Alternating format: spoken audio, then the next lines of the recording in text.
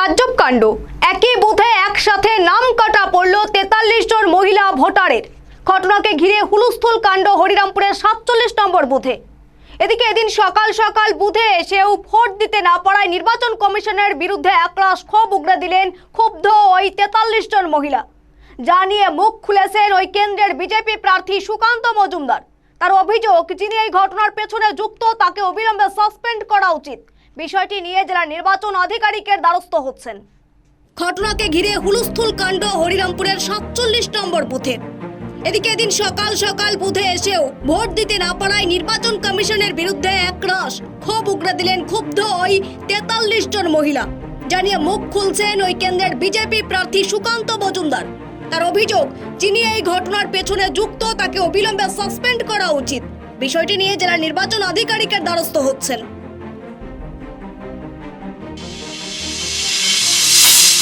তা হচ্ছে হরিরামপুরে একটি বুথে 42 জন মহিলার নাম ডিলিটেড হয়ে গেছে।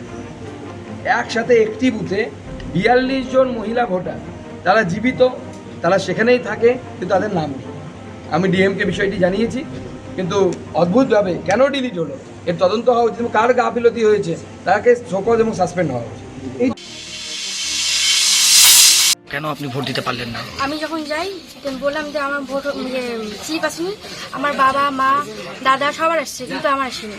তো আমি হলো শ্বশুরবাড়িতে ছিলাম, তো খুব আনন্দে আসছিলাম যে আমি ভোট দিব। এবার আসি দেখি যে ভোট দেওয়া যাচ্ছে না, মানে আমার নাম নাই। এবার যাই দেখলাম নাম নাই, তো বাইরে দেখছি সবাই মানে আলোচনা করছে যে এরকম এরকম ব্যাপার। তো আমি বললাম যে আমার তো নাই। তারপর হলো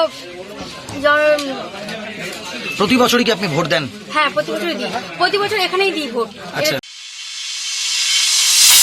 বাদ গেল, তারা বিধানসভা নির্বাচন করেছে, নির্বাচনে ভোট দিয়েছে, পঞ্চায়েত নির্বাচনে ভোট দিয়েছেন। হ্যাঁ, আসলে আমরাও ঠিক জানি না, কারণ আমরা তো বুথে কাজ করি কি না ইয়েতে পাঠে। তো এবার এখন লিস্ট যেটা নতুন এসছে, আমরা দেখছি যে এর মধ্যে অনেকের নাম বাতিল আছে। কি কারণে গেছে না গেছে আমরা কিন্তু সেই সঠিকটা জানি না। দায়বদ্ধতা আপনার বর্তায়, কারণ কারণ কারণ আপনি আপনি আপনাকে সার্ভে করার দায়িত্ব আপনাকে দেওয়া হয়েছে। হ্যাঁ হ্যাঁ, আমাদের সার্ভে করা ঠিকই আছে সব, কিন্তু এখন যে লিস্টে নাম দেখছি অনেকের নাম বাতিল আছে। এবার ওনারা আমাদেরকে যখন কমপ্লেন করছে তখন আমরা আবার ইয়েকে জানালাম, মানে ভিডিও অফিসে জানালাম। দক্ষিণ দিনাজপুর থেকে সীমান্তের কথার বিশেষ রিপোর্ট।